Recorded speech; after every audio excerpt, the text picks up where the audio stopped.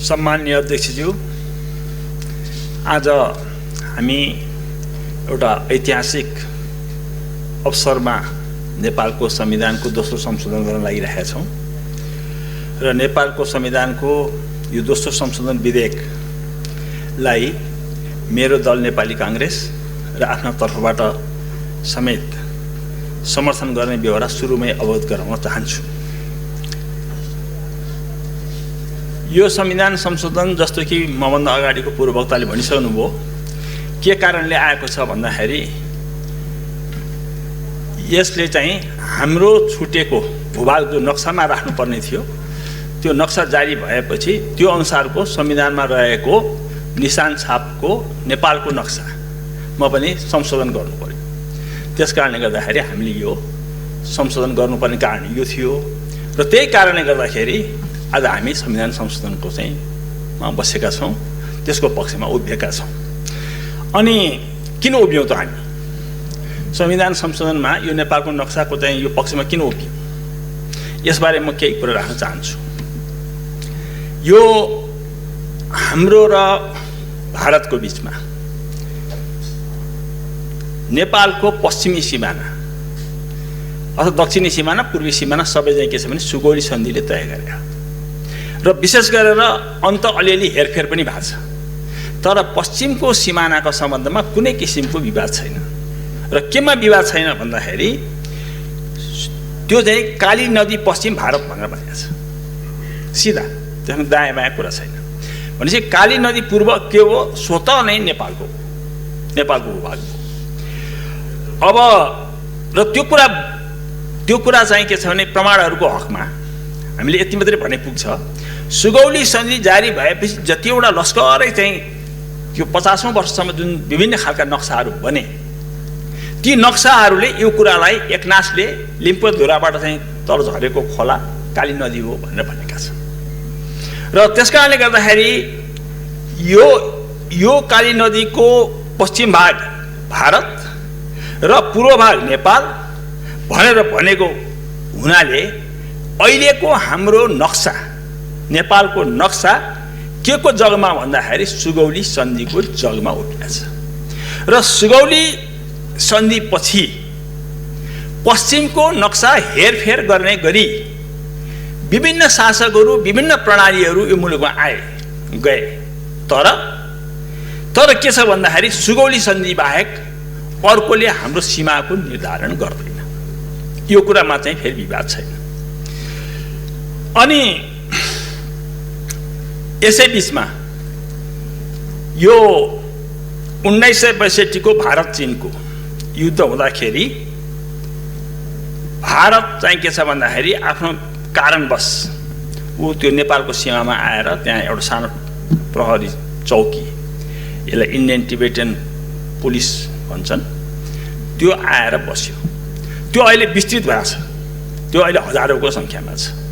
त त्यो चेकपोस्ट जुन बस्यो त्यो चाहिँ के छ भन्दाखेरि त्यो बसेको भूभागमा त्यति बेला पनि तिरोतिरान जनगणना देखि लिएर सबै कुरा चाहिँ कसले गरेछ भन्दाखेरि नेपालले नै गरेछ। अब उनीहरू आएर बसिसकेपछि यो भारत चीन युद्धपछि भारतको इन्डियन बोर्डर टिबेटन पुलिस त्यसमा आएर बसेपछि एउटा प्रश्न अहिले मैले भारतीय मित्रहरूले चाहिँ उठाएको देखेको छु। नेपालमा 18वटा चेकपोस्ट थिए, 17वटा चेकपोस्ट फर्किँदा त्यो एउटा चेकपोस्ट चाहिँ किन बसेको, अर्थात् नेपालभित्रका 17वटा चेकपोस्ट जाँदाखेरि त्यो नेपालकै भएको भए त त्यो पनि जान्थ्यो नि भन्ने कुरा। यहाँ बिर्सिनु नहुने कुरा के छ भने 17वटा चेकपोस्ट 2008 सालमा नेपाल भारतको सन्धिले चाहिँ के छ भने मिलाएर चाहिँ हामीले चाहिँ के छ भने हाम्रो चाहिँ मिलिट्री आर्मीलाई चाहिँ ट्रेनिङ दिनलाई भनेर बोलाएको र त्यसैको आधारमा चाहिँ के छ भने उत्तरमा चाहिँ 17वटा चेकपोस्ट बसेको। तर 1962 को चाहिँ हामीले बोलाएको नि होइन, भने पनि होइन, आफै आएर बसेको र त्यस दिनदेखिको अहिलेसम्म उहाँहरूको भोगाधिकारमा चाहिँ छ। र हामी कानुनको विद्यार्थीले दुईटा शब्द प्रयोग गर्छौँ, एउटा पोजेसन, एउटा ओनरसिप। ओनरसिप भनेको स्वामित्व हो, भोगाधिकार भनेको केही कालसम्म बस्ने कुरा हो। त उहाँहरूको अहिले त्यसमा भएको कुरा चाहिँ के हो भने भोगाधिकार हो। किन आज उहाँहरूले हामीलाई पनि जान नदिने अवस्था नै सिर्जना गर्नुभएको छ, त्यति मात्रै प्रभाव हो। त्यसकारणले गर्दाखेरि मैले यो कुरा राखेँ। र अर्को एउटा कुरा पनि छ, जुन बेलामा चाहिँ भारतीय फौज त्यहाँ आएर बसेको छ त्यो बेलामा म कसैलाई यो दोष दिनलाई भनिरहेको होइन, राजाले भर्खरै संसद विघटन गरेका थिए। तपाईँ हामीसँग थाहा छ 17 साल पुस 1 गते नेपालको संसद विघटन भएको थियो। नेपालका प्रभावशाली नेताहरू सबै जेलमा थिए र त्यो बेलामा आन्तरिक रूपमा आफू कमजोर रहेपछि शासकले अरूसँग फेरि के छ भनेदेखि त्यो झन्झटमा फस्न सक्दैन। त्यो बेलामा नै के छ भने यो कुराको चाहिँ के छ भनेदेखि जुन लिनुपर्ने अडान हो त्यो लिन नसकेको साँचो कुरा हो। त त्यो बेलाको परिस्थिति विचार गर्नुपर्छ, ऐतिहासिक परिस्थितिलाई पनि विचार गर्नुपर्छ। तर कुनै पनि लिखतबाट यो चाहिँ तिम्रो हो भन्ने ती शासकले पनि गरेका छैन। यो कुरा चाहिँ फेरि स्पष्ट छ। र त्यसपछि यो कुराले गर्दाखेरि नेपालको स्वामित्वमा रहेको कालापानी क्षेत्र भारतको हक स्थापित हुन्न। स्वामित्व हाम्रो भोग उनले गरेर बसे, तर त्यसमा नैमा के छ भने यो चाहिँ मेरै स्वामित्वको भयो भने जस्तै नक्सा बनाउने काम भएको छ भारतले, त्यो कुरा चाहिँ हामी स्वीकार गर्न सक्दैनौँ। अनि आजको स्थिति चाहिँ के हो अलिकति त्यसबारेमा म राख्न चाहन्छु। अब यो नेपाल भारतको सीमा तय गर्न गठित यो प्राविधिक समितिले हाम्रो सबै सीमाङ्कन गर्यो, नेपाल भारतको सीमाङ्कन गर्यो। त्यो नक्साङ्कन गर्ने कार्य झन्डै 97% चाहिँ भयो सकियो भनिन्छ। तर कालापानी सुस्ता लगायत केही ठाउँलाई दुवै पक्षले विवादित भनेर नक्साङ्कन हुन बाँकी रहेको छ। त्यो चाहिँ के छ भनेदेखि दुवै पक्षले के स्वीकार गरेका छन् भन्दाखेरि यो बनाउने क्रममा पनि कालापानी र सुस्ता चाहिँ विवादित भनेर चाहिँ भने ल ठिक छ विवादित भएको थिएन अहिले नगरौँ। अझ उनीहरूले त के भनेको थियो भने भइसकेका नक्सालाई चाहिँ स्वीकार गरौँ, यो बाँकीले चाहिँ विवादित भनेर राखी छोड्नु भन्दा हामीले मानेका छैनौँ। यो आजको स्थिति हो। र अर्को स्थिति के हो भने यो विवादित विषय हो भन्ने जान्दै मे 2015 मा भारत र चीनले संयुक्त विज्ञप्ति जारी गरे र त्यसमा लिपुलेख भएर सडक जाने भनेर मन्जुर गरे। त्यस बेलाको सरकारले नेपाल सरकारले त्यो बेलामा चाहिँ के छ दुवै मित्रलाई हामीले चाहिँ के विरोध गरेर चिठी पठायौँ। यो कुरा पनि यहाँ चाहिँ उल्लेखनीय हुन आउँछ। अनि केही महिना अगाडि जब जम्मू काश्मीरलाई भारतले चाहिँ 3 भागमा बाँड्ने निर्णय गर्यो र त्यो पुनर्गठन गर्ने क्रममा जुन नक्सा जारी गर्ने काम गर्यो, त्यो गर्दाखेरि काश्मीरमा मात्रै सीमित भएर गरे केही थिएन। तर हाम्रो भूभाग कालापानी क्षेत्रको भूभाग, लिम्पुवा भूभाग यो समेत पनि जोडेर चाहिँ के छ भनेदेखि एकलौटी रूपमा नक्सा जारी गर्यो। यो नक्साको तत्कालै नेपालबाट विरोध भयो र सीमा जोडिएका अरू राष्ट्रले पनि यसमा चाहिँ विरोध जनाए। तर भारतले त्यस बेलामा के भन्यो भनेदेखि जम्मू काश्मीरको पुनर्गठनको विषय हाम्रो आन्तरिक मामलाको कुरा हो, त्यसमा तपाईँहरूले के भन्न पाउनुहुन्न र हामीले त्यही कुरालाई नक्सामा राखेका छौँ भनेर हामीले संसदबाट पनि अनुमोदन गराइसकेका छौँ। त्यसैले यो कुरालाई चाहिँ स्वीकार गर्न सकिन्न भन्ने जवाफ थियो। अर्थात् संसदबाट पास गरेको नक्सा भएको हुनाले गर्दाखेरि अरूको कुरा सुन्नु पर्दैन भन्ने आशयको त्यो बेलाको वक्तव्य छ। यहाँनिर यो कुरा उल्लेखनीय छ। अनि यस बीचमा अब नेपालले के गर्यो यो पनि हामीले हेर्नुपर्छ। कालापानी क्षेत्र भारतमा गाभेर नक्सा बनाएको कुरा संसदमा पनि जोडले उठ्यो। अनि कालापानी क्षेत्र समेत सामेल गरी नक्सा जारी गर्न सरकारमाथि दबाब पर्यो। मैले एकदम संक्षिप्तमा सूत्रबद्ध रूपमा भनिरहेको छु। जनस्तरबाट पनि ठुलो दबाब पर्यो। जनस्तरबाट नक्सा नै जारी गर्ने काम भयो विज्ञहरू बसेर। र नेपाल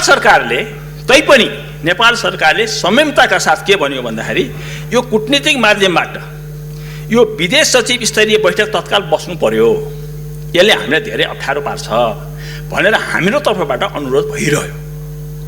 यो चाहिँ इट्स ए फ्याक्ट। किनभने आज सबै भारतीय विज्ञहरूले पनि नेपालले यो भन्दै पनि के कूटनीतिक प्रयास कूटनीतिक तहबाट कुरा गरौँ भन्दै पनि यो चाहिँ कोभिड पछि गर्ने भनेर जुन कुरा भन्यो त्यो कुरा चाहिँ अस्वीकार्य छ भनेर चाहिँ हामीले होइन, आज सम्पूर्ण भारतीयहरूले यो कुरालाई मानेका छन्, भनेका छन्। त्यस कारणले गर्दाखेरि मैले अहिले के भन्न खोजेको भन्दाखेरि यो त भएकै थियो। त्यसमाथि फेरि के छ भनेदेखि नक्सापछि फेरि दिल्लीमा बसेर त्यो ट्र्याक रोड चाहिँ के छ उद्घाटन गर्ने काम भारतीय रक्षा मन्त्रीले गर्नुभयो। त यसले गर्दा के भयो भनेदेखि त्यो घिउमा अलिकति आगोमा घिउ थप्ने काम फेरि त्यसले पनि गर्यो। त्यस कारणले गर्दाखेरि के छ भन्दाखेरि अब नेपाल सरकारसँग कुनै अर्को विकल्प रहेन। हामी विकल्प रहित हुन्छ नि, एउटा भित्तामा ठेल्दै जाँदाखेरि हामी भित्तैमा पुगेपछि के हुन्छ? बिरालोलाई त के छ भने धेरै चाहिँ उ गर्नु हुँदैन भन्छन्, भन्दा हामी त मान्छे नै भयो। मुलुककै कुरा आयो, मुलुकको जग्गाकै कुरा आयो, भूमिकै कुरा आयो। त्यस कारणले गर्दाखेरि के छ भन्दाखेरि नेपाल सरकारले दबावको बिचमा जनस्तरबाट, संसदबाट र चाहिँ सम्पूर्ण नेपालीको तर्फबाट जुन दबाव बढ्यो त्यो दबावलाई स्वीकार गरेर उसले नक्सा जारी गर्यो। र नक्सा जारी गरिसकेपछि अब स्वाभाविक छ संविधानमा रहेको निशान छापमा रहेको नक्सा पनि संशोधन गर्न अनिवार्य भयो। र त्यस कारणले आज हामी यहाँ उपस्थित भयौँ। अब यो आज राष्ट्रिय सभामा पेश भएको छ।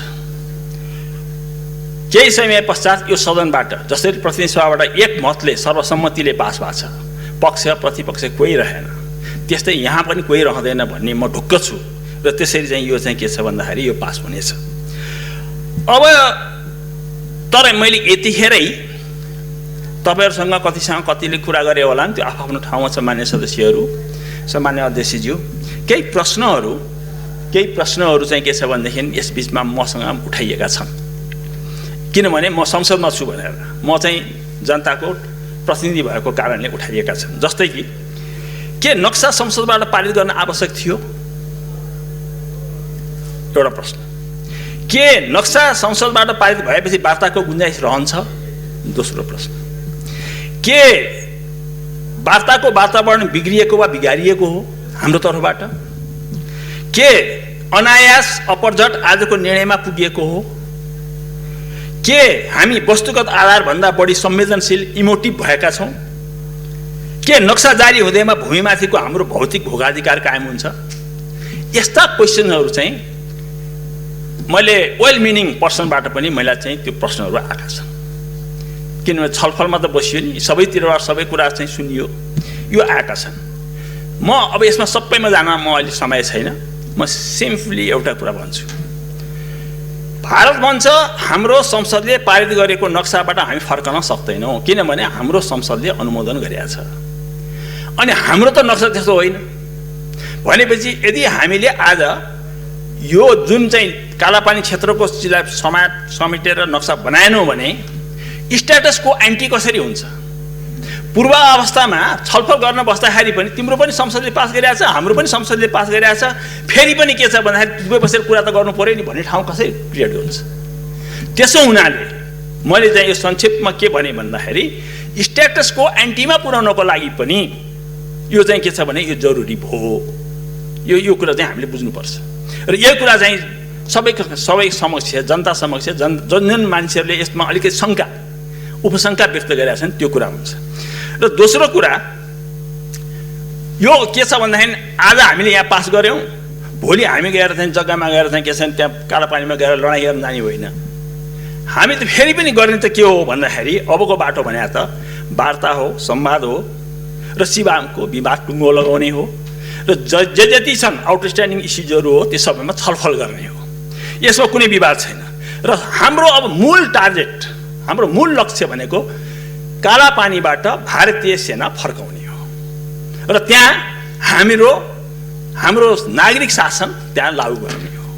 यो हाम्रो अब लक्ष्य हो। र यति भन्दै पनि म अब अन्तिममा नेपाल भारत सम्बन्धका बारेमा अलिकति कुरा राखेर आफ्नो कुरा टुङ्ग्याउँछु। मैले सधैँ भन्दै आएको, योभन्दा अगाडि पनि संसदको यो रोस्टरबाट मैले प्रयोग गरेको छु, नेपाल भारत सम्बन्ध बहुआयामिक छ। भौगोलिक, आर्थिक, सामाजिक, सांस्कृतिक सम्बन्ध अटुट छ। वातावरण, वन, जङ्गल, पहाड, हिमाल, मैदानी भाग सबैमा एक अर्कोसँग हामी जोडिन्छौँ। क्लाइमेट चेन्जको सबै कुरामा हामी चाहिँ हिस्सेदार छौँ। वातावरणको चाहिँ परिवर्तनको सबै हामी हिस्सेदार छौँ र सबैभन्दा ठुलो व्यापारिक साझेदार पनि आज पनि भारत नै हो। र सबैभन्दा अर्को महत्त्वपूर्ण कुरा के छ जो अरू मुलुकसँग हुँदैन, हाम्रो खुला सीमा छ। यो आजको चाहिँ वस्तुगत यथार्थ हो। अब कालापानीको भूभाग भनेको कति छ भन्दाखेरि 400 स्क्वायर किलोमिटर भन्दा बढी छैन, त्योभन्दा अलिक कमै छ। अब नेपालको भूभाग कति छ भन्दाखेरि 147,000 मतलब 1,47,000 यो चाहिँ के छ भने स्क्वायर किलोमिटर छ। अब 400 वर्ग किलोमिटरको विवादलाई बल्झाइरहेर यो नेपाल भारतको यति गहिरो मित्रतालाई सम्भवतः भारतले पनि चाहिँ यसलाई बढाइरहन नचाहला, यो हाम्रो अपेक्षा हो। र यसै कारणले पनि नेपालले वार्ता संवादमा जानलाई चाहिँ पर्ने हुनाले हाम्रो तर्फबाट एउटा होसियारी चाहिँ रहनुपर्छ जस्तो लाग्छ। त्यो के भने हाम्रो बोली वचन सबै कुरामा संयमता चाहिँ जरुरी छ। हामीले सब्स्टेन्स छोड्ने होइन, सार छोड्ने होइन। बोलीमा किन चाहिँ के छ भने तिक्तता लिएर आउने, यो आवश्यक छैन भन्ने मलाई लाग्छ। त्यसकारणले गर्दाखेरि असंयमित भाषा टिप्पणी गर्नु नेपालीको स्वभाव पनि होइन र कालापानी विवाद नसकुन्जेल यसलाई लोकलाइज, स्थानीयकरण गरौँ कालापानी विवादलाई र बाँकी अरू कुरामा नेपाल भारतको मित्रतालाई हामीले अगाडि बढाउँ। धन्यवाद।